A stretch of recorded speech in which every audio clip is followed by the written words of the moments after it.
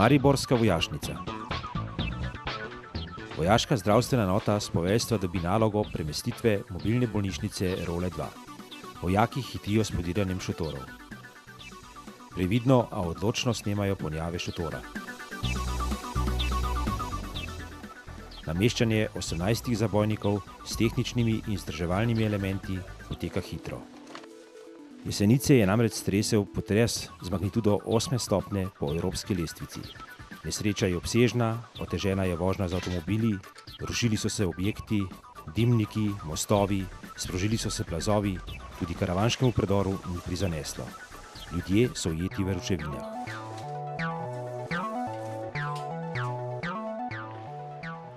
Po aktivaciji republiških in regijskih štabov je kmalu prišla zahteva preko poveljnika civilne zaščite in vlade po pomoči Slovenske vojske.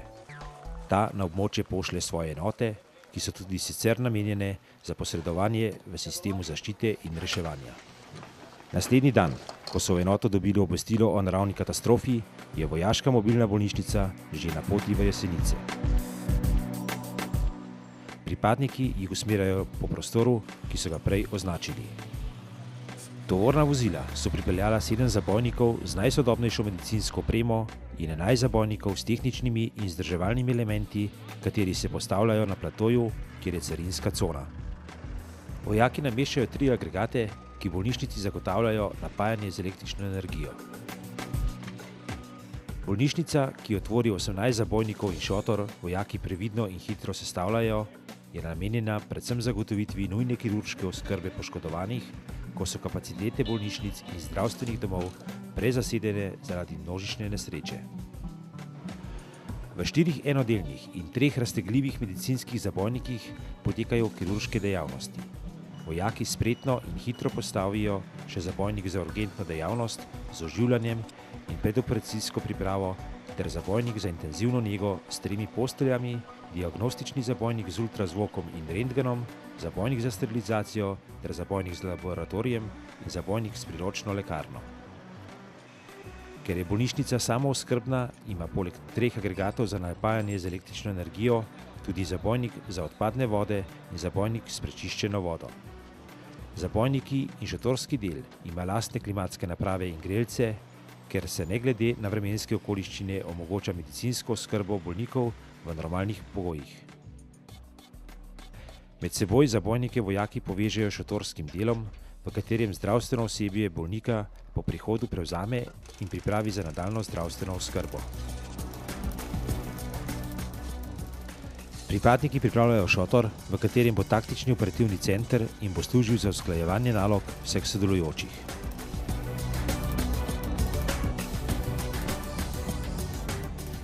Poleg bolnišnice so uredili poljsko kuhinjo, kjer vojaki po celodnevnem sestavljanju počijejo in pojedo toplo obrok. Vojaki nadaljujejo z nameščanjem plošč, na katerih bo stal šotor za sprejem bolnikov. Vsak del na svoje mesto, tako da je pravilno nameščeno, skrbi skoraj 50 pripadnikov z različnim tehničnim znanjem.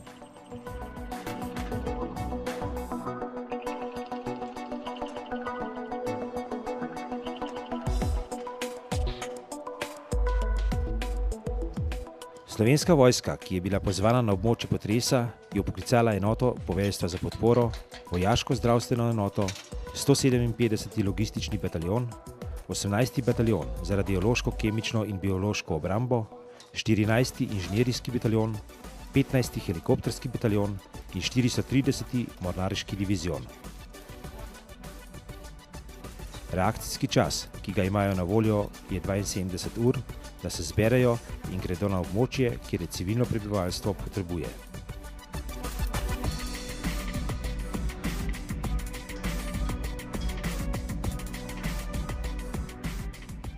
Laboratorij, ki je sestavni del bolnišnice, je začel delovati in je pripravljen na naloge.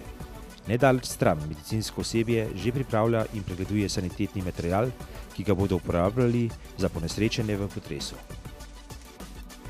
Pripadniki, ki skrbijo za telekomunikacije, še zadnjič preverijo, če vse deluje. Kot lahko vidimo, v operativnem centru, od koder bo potekala komunikacija, nič ni prepuščeno naključju.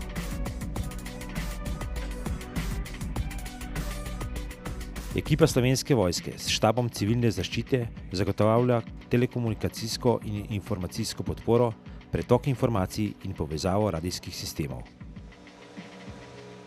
Sprav danes smo na področju Jesenic zbrali v bistvu skoraj vse kapacitete, ki jih ima Slovenska vojska, od premične bolnišnice Rol 2 do mostu 14.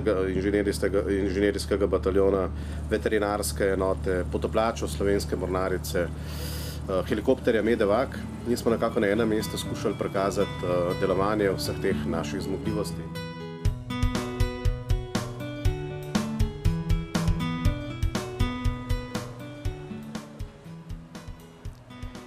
Ker so mostovi porušeni in je onemogočen dostop do bolnišnice, mostna četa iz 14. inženirskega bataljona začne postavljati lansirni most Eurobridge. Leta bo omogočil prehod reševalcem v najkrajšem možnem času do ranjenih in ujetih v ruševinah. 5 vozil, eno od njih je lansirno, je pripeljalo most, ki omogoča premagovanje ovir do 40 metrov in obremenitev preko 40 ton. Naloga mostne čete je zagotovitev premičnosti enot preko vodne ali drugih ovir. Dostikrat je ovira predolga, kar pa za inženirce ne predstavlja nobene ovire. Pripadniki mostne čete so morali najprej urediti obalo, kjer bo stal most, in pripraviti delovišče. Poveljnik čete določi os mostu in ukaže postavitev delovnega vozila. Most spuščajo na obalne podpore, sledi sidranje mostu in postavitev navoznih letev.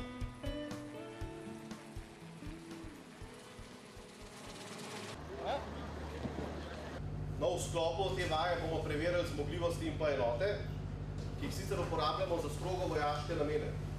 Ampak ta drugi namen, ki ga bomo predstavili danes, je pa lahko tudi namen za potrebe zaščite in reševanja.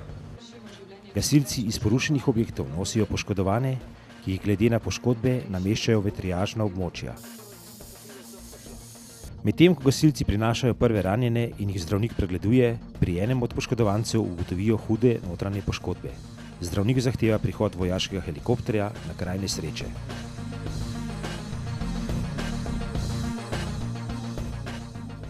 Reševalci pripravijo poškodovanega za transport s helikopterjem in ekipa reševalcev ga odnese do helikopterja, kjer ga skupaj s pilotom in tehnikom pripravi na let. Dobri 2 minuti kasneje je že v zraku.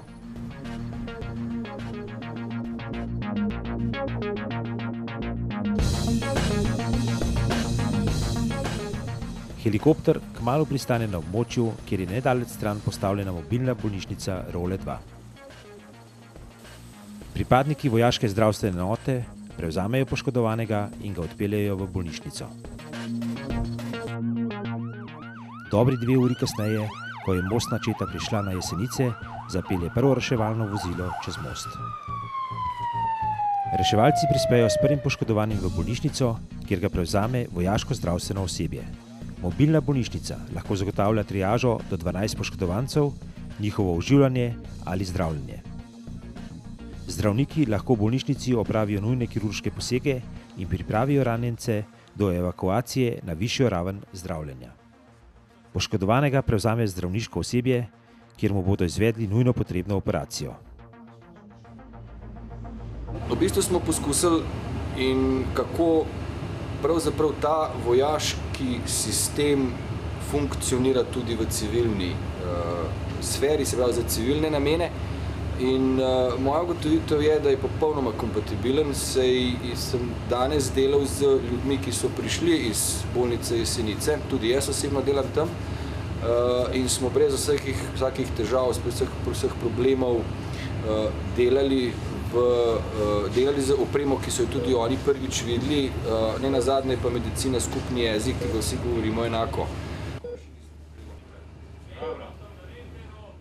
V tem času delo v taktično-operativnem centru nedaleč od bolnišnice poteka komunikacija z enotami na terenu. Usklajujejo naloge in poročajo o že izvedenih. Kmalu po pristanku helikopterja dobijo klic, da je v reki nedaleč od njih ujeto vozilo z 2 potnikoma. Na kraj dogodka napotijo pripadnika 430. mornariškega diviziona, potapljača reševalca, ki začneta z iskalno akcijo. Potres je namreč zrušil most, na katerem je bilo vozilo in se je zagozdilo pod jezom. V vozilu se nahaja voznik, ki ni utrpel hujših poškodb. Medtem potapljača nameščata poškodovanega in plovec na nosila, in ker je poškodovani pri zavesti, jima pove, da je bil z njim v vozilu še en potnik. Evakuirata ga na nosila, ki so prilagojena za reševanje iz vode, so plovna in tako preprečujeta, da se poškodovani potopi. Ko predata ponesrečenega reševalcem, se opremita za reševanje drugega ponesrečenca.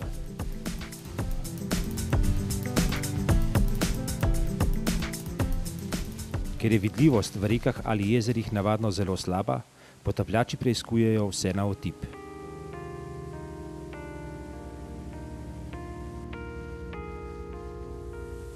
Potapljača sta odkrila utopljenca in izvedeta evakuacijo utopljenega. Predala sta ga v oskrbo medicinskemu osebju, sama pa sta se vrnila k vozilu. Začela sta z nameščanjem dvižnih trakov na vozilo.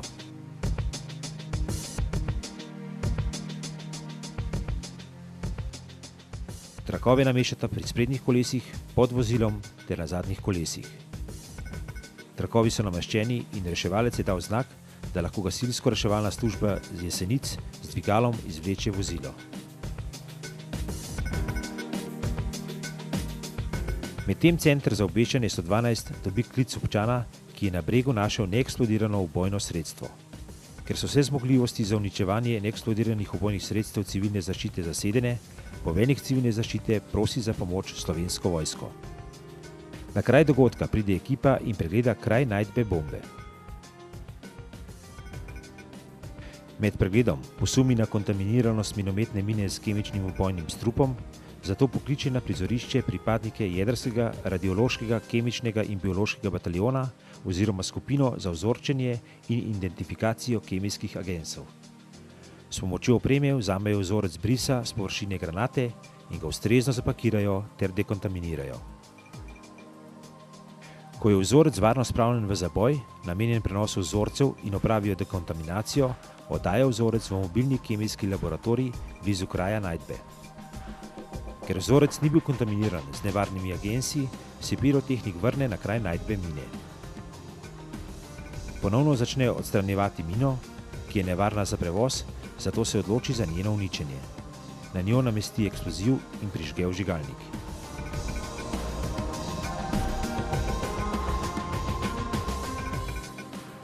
Reševalno vozilo Splošne bolnišnice Jesenice, ki prevaža ranjenega iz predora Karavanke, tako pred območjem bolnišnice Role 2, prevzamejo pripadniki 18. bataljona za jedrsko, radiološko, kemijsko in biološko obrambo.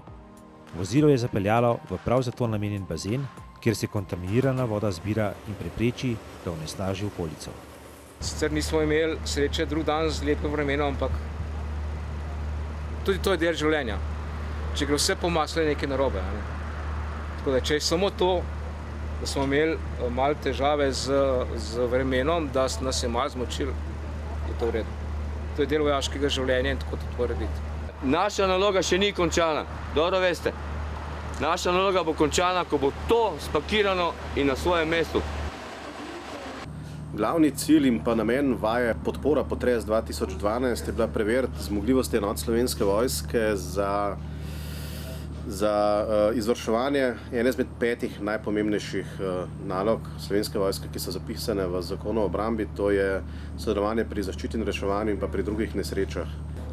Sama izvedba vaje današnjega dne jo ocenjujem kot dobro, s tem, da je bil v bistvu to samo pika na i. Mi smo vajo začeli načrtovati in izvajati, oziroma načrtovati že konec junija 2012.